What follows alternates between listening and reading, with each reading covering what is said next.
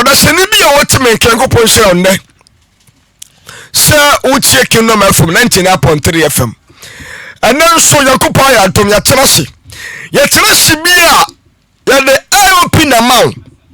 IOP na ye ade a obonsam de hintawa ado ko sayem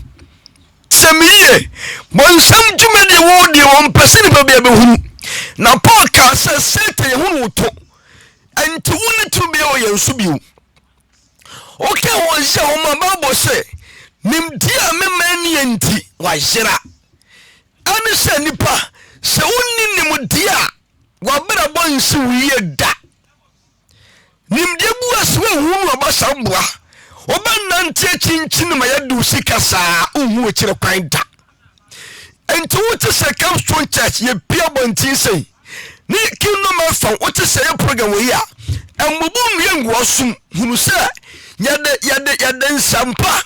ne enkomoda ne afutu nsam ne nkwaje sam ene ebra wanadwi montie obi a o hweme bia no obi o tie bia mbele Facebook na so ne ye bayi videos and pictures awudu obi here say nipa bia tumi hwebi enti ko Facebook na so na ko type Evangelist Kingsley Esiedu our Facebook page na so ko type Evangelist Kingsley Esiedu Facebook page na so me pa cha o type na maso no wasama me ade amade betu soyi ehia me obaso asama me na nko foforo nkan ya paseta wontoma obaso pa me pa cha shama me pa cha for wenchi to sama me wenchi no foto sama me weye punches aba bontini a Ghana man wiase maye no Ghana ma titi toshe na me betera de bi wo se sam point ya e to Facebook ya o se semo bi da ho obi o se bi enhwe ni ye ame ya se woni Facebook ame ya ba me wi a me post to ye WhatsApp platform no so o Facebook a se ma unyanku baby se sam point obi to bi chanu onu akoto bi o one fan to jam one seno ayehu seno me say seno okay yansha diagram no one se point no ada mention nifa ana obawun se yaduro simu bi so da mensa bankum ne ya chan se simu no asabu bi che no sabu ni afa ne ba for meche no ayehu wa demon ya music industry samani pastor ni adenoa sadimo we na diso enti ne simo no na wo sha artist bebre na ye jensi num na lewe mo ni adeno bo so ma ya mo nsa no akuntunu finfine pagya hani sei enti wo sha se wo se aboa na mama nyiniye ne so na no na wo fomoro asembo enti mo sha sibi yesia ye point no na mo da won sha bua no da hon mitin ne atia sensu sebu ma ka kire me obi abasu bia sha ma me pa chaw me sa ba so asama me unya baby pa hwe bi atone de atwene unya baby nyanko baby pa hwe atone point bi atwene sha nanko kire me seraw point awu osoi edi amota de frani ye G-string ana obi tiano wo me minis ka menchero pint na se ya tia kakra ana baby a wo se da osisi no hono muso ya tia kakra enti man sa bonse na wo moto no ayi ya totom na pint na ncha ni tsuomo na be mu amu sempa amu bere papa amu bere papa asani etano so tumi nya hye enti mo hye di mo no sen no na mo de mo sen fa punch ne sen no wo ya baya wo ya bema entobi ma yere emana so den ti aka menkuna ya bema na wutia anadwintu ibi pantin bi dem ahye no nya sa won kwase no da bi dem a me sira fa se no yan se eba ne se ya de dimo bi sembo aya tade dimo bi sembo aya panches yan paboa me kotom won so ana yanko hye anu wasam oba so asama me pa chaw o pese wo picture no a at the Facebook clear oko Facebook no type evangelist kinsiresiedu o type baba oba so a na ho se ama wonua bi me pa chaw so oba so a se ma wonua bi na wonua no so nya bi hwe o ma me bi nya bi hwe na bia we betumi aboa ma na de bi ha no afine so men komo evangelist kinsiresiedu akoba na fie ntwa so Paul Koba mejo suke yo but be aboko de adom ne Yesu Kristo mobro hunu na abroso no oda so de kuraye ye de ruade ase ena de tre trouble one god obo adwuma mprensa na mnu sanya me ho de na wonya nya me ho de pa dia kana pain ye course wo ye wie ya 5 na jetuato ya sa ba chana se babo kan pa wode ma na obere tumi no ni oni ho me o ma na ho de do so branch papa wi ase wona wotwe no ma ho ne foforo enti ya symphony ya enim sense body ka kirem bi an festival bi hwe di panel de watch mu se aye Baphomet we ye Baphomet symbol na ya se Baphomet no a ene paint ne ye pe sunsuye bi ani enti se obi kotontade bi empobua bi na se ne symbol ne ye demon symbol a ni onu koto no wo susuaso na dentin yetumi de demon symbol ye paint anantade de be wiase e pese o kire honum ne yetua so me das bebre me chia me yire Vivian and member Precious Shirani Suzy Hanane Ajoalis Asiedu family nyina me chia mo nyina raden kamo amen na de me ko UK na ma chia be mame Elizabeth Jiwa na ya chia Evelyn Fusu aya na no yekoye yeah na efro kama pa maso santase nyame shira ho nyina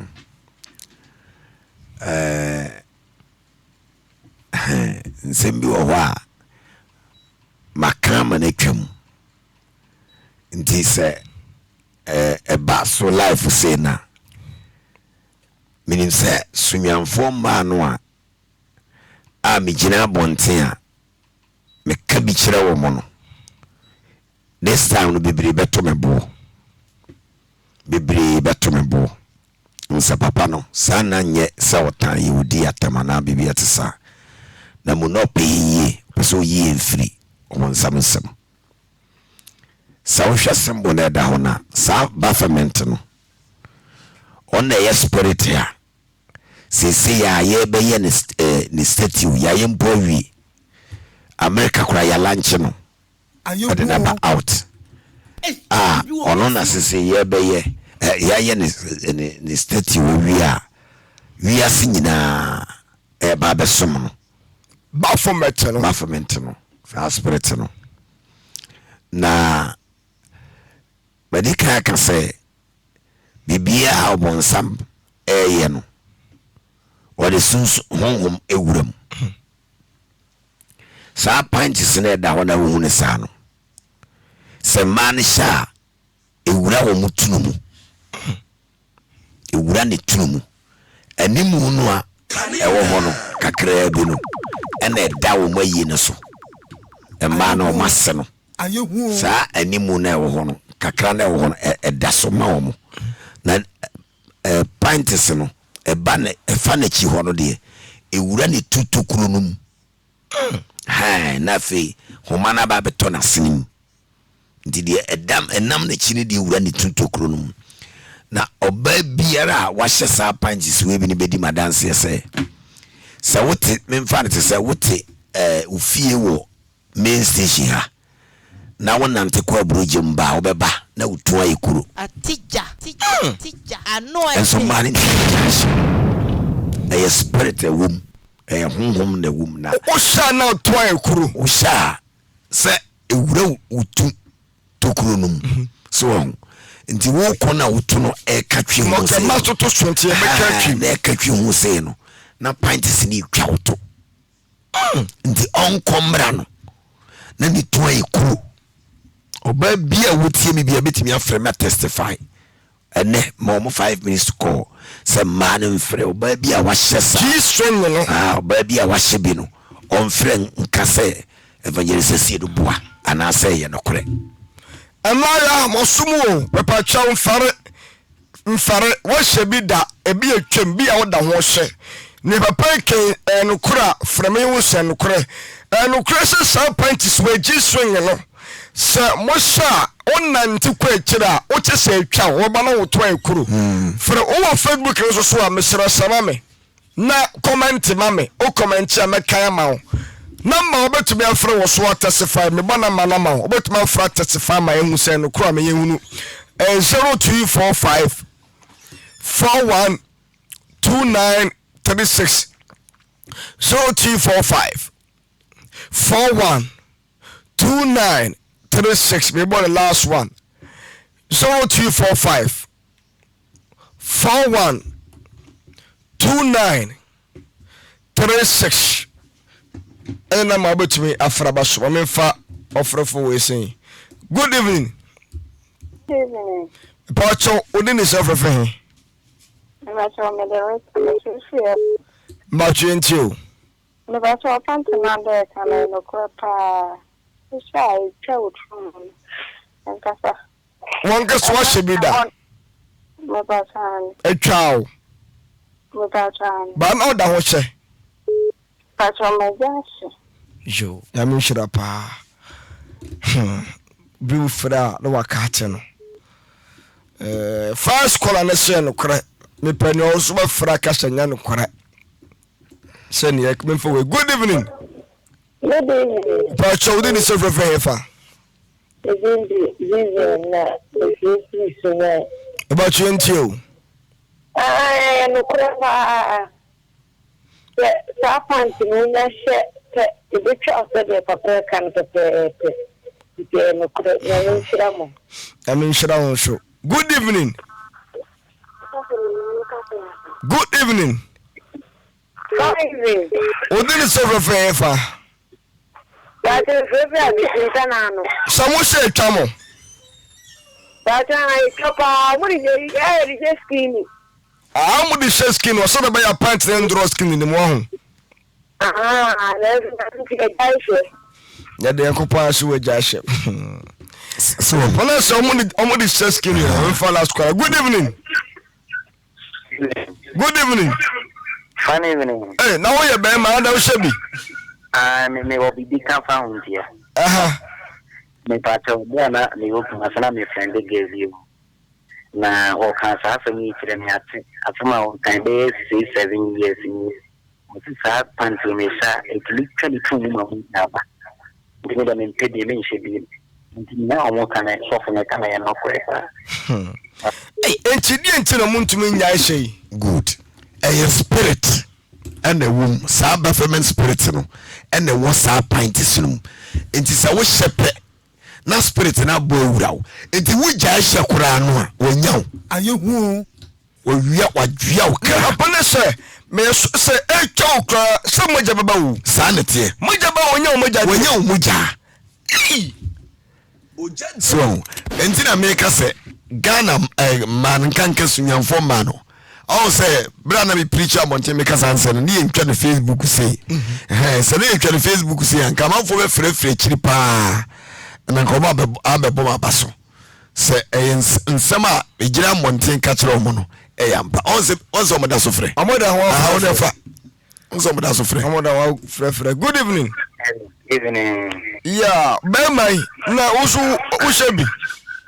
Dabi na spirit na o kan. No ba ku bi so e me Tony Montana. Di kura dia ni the same way ni na ye. Papa na ni na kura o so na bibli e reveal ni ma tre na. Enshira. Bye. bye nyame ameso ni Jesus Christ na ameso so mo da so frɛ. Good evening. Yeah, ubo share twamo. Na wo vie sai.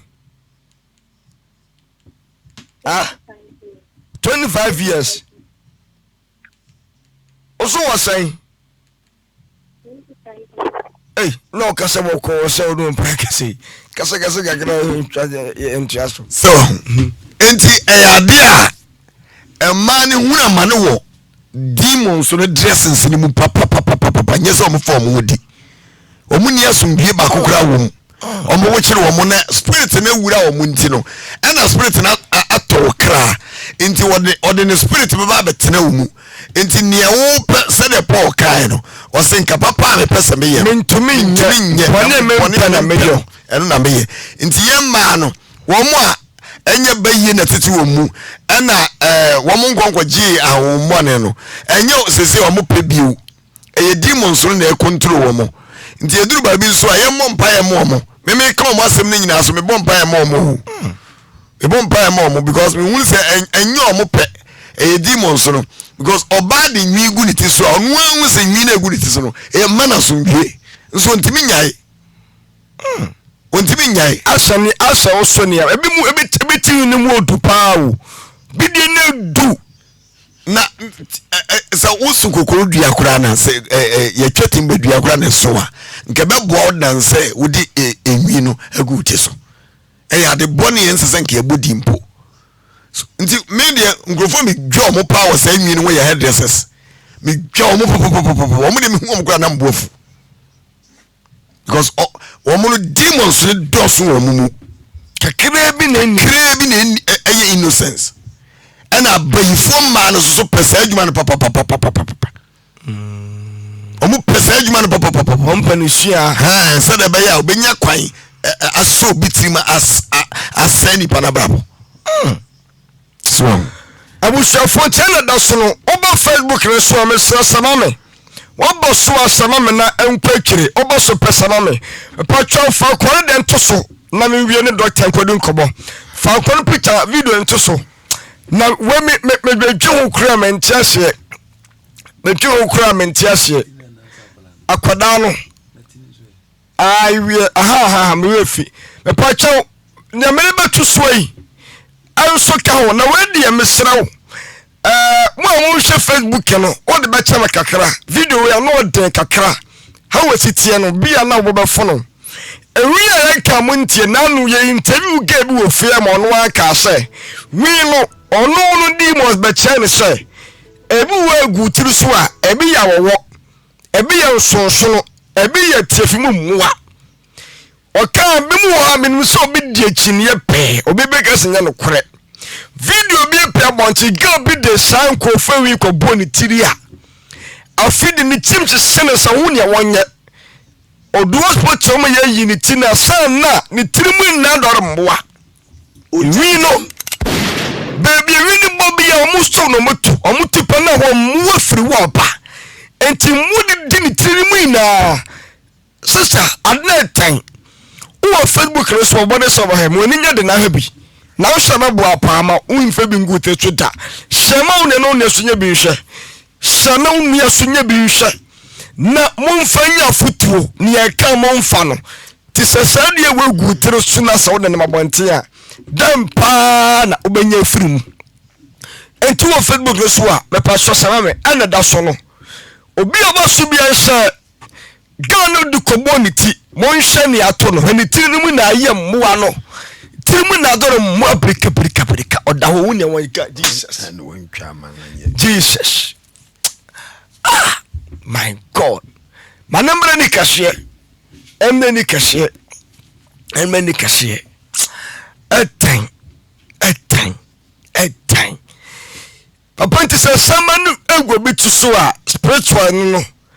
minu say spiritual na we asa a physical with my face a physical say aba bro sukura se we no on se nsem bi wo ho a epia ese awurade ma ne confirm na nipa gidi se asem no eyampa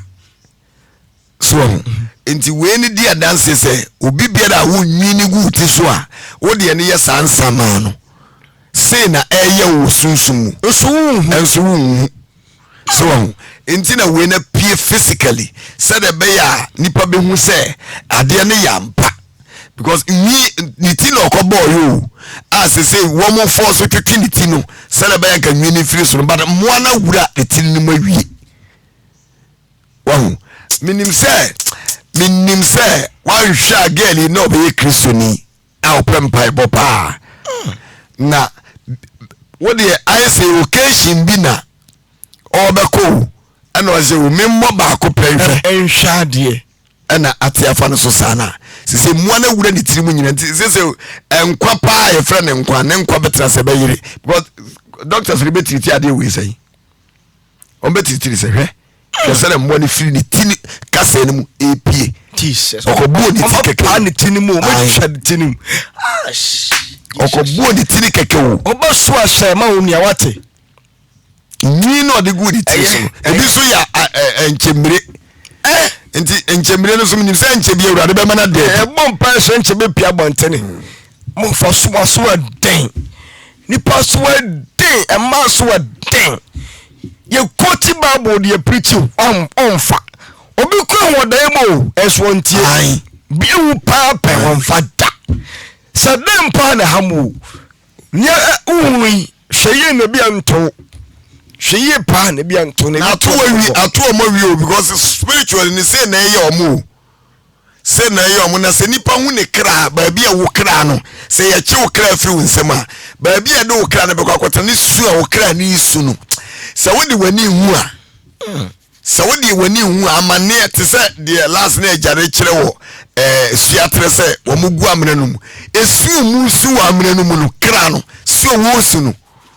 because problems are okra ni nemu wa amene mu no ye ka che wo njimi jindi but for one to such to one of young corner Dr. Nkodu ko mra me churches ne so ya last one mama we our phone mama ba won kwada keto na mon start na mon fanya mesa kire wo mo mon manya mendom kire wo mo monyi de pankire wo mo movies ahodo yi chenkwa no videos ne clips no nkwane suande wo mon sha kwada ketekete atopa wo bu akonu 1 year mese 5 months mese wanyini aswake bi hu bida mi hu bida sa kwada keto sen betum ye bunne pasen ase panimu wa so no bida wodi ya mon share video no obeswake wo be to so no hwe mo de to so no hwe wo ba so ahye Facebook no ye evangelist esiedu no evangelist kinsiri esiedu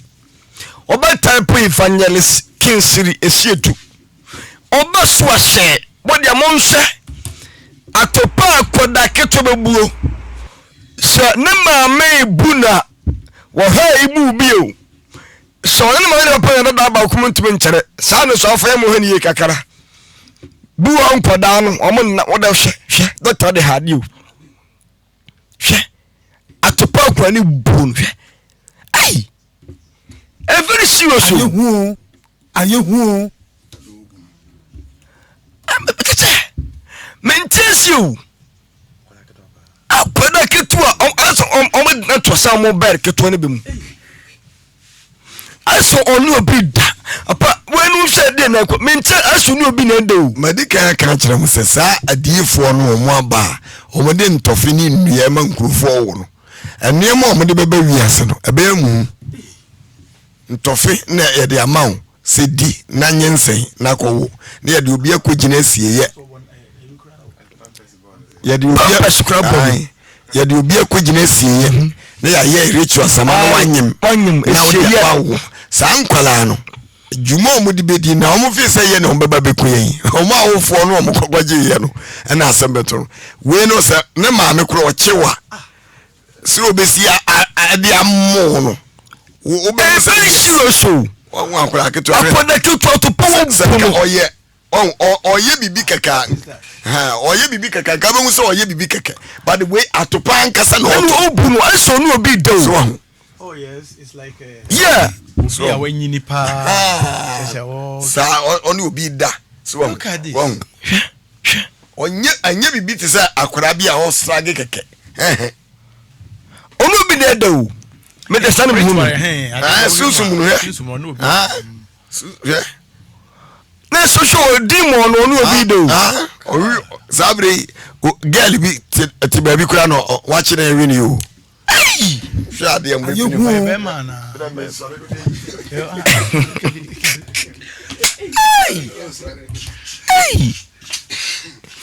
Doctor Pacho be issue me no we are sum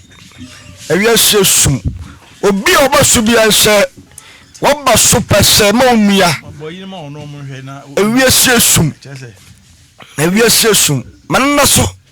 manna so pa obi oba su bi anse ekodi nkomo ai adi me hwe me hu kra dwure me ba pa besin empare me pa wo Yesu tirim akwada che se onye ndu 5 months mpo